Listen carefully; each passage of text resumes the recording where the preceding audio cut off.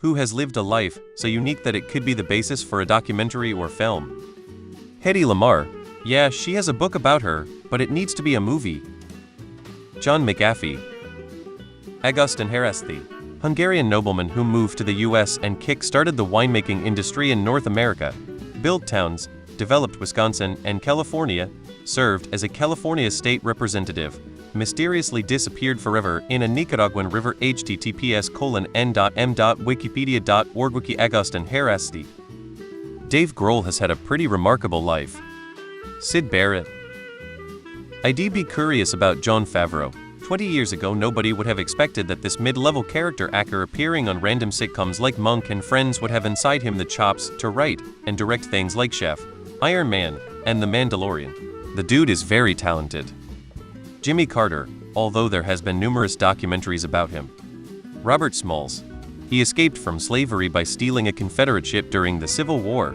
He went on to become the first black captain in the US Navy, then jumped into politics to fight for civil rights and education.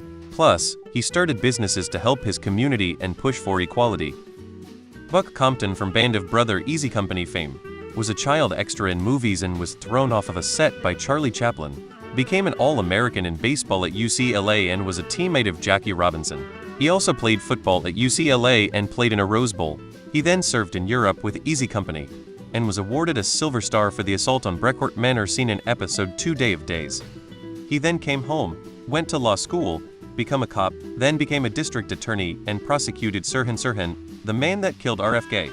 Later became a justice on the California Court of Appeals, appointed by Reagan.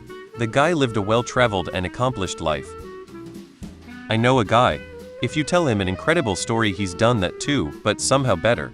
He's like Forrest Gump in more ways than one. Can't go wrong with a movie. My dad. My father had one hell of a life. Bipolar his whole life. Did crazy stuff and got through a lot of hard times and ended life on his own terms. It would make for an insane film. I don't usually read autobiographies, but check out A Fortunate Life A.B. Facey. A great look into Australian life in the early 19s. Tim Burton. Jane Goodall. Rosalind Franklin, the medical researcher that first photographed the helix structure of DNA, then had credit for it stolen from her. My life can get pretty crazy. But also I've spent thousands of hours playing video games and smoking weed, so I'm sure there are better lives. I could maybe have a YouTube short about my life. John Smith.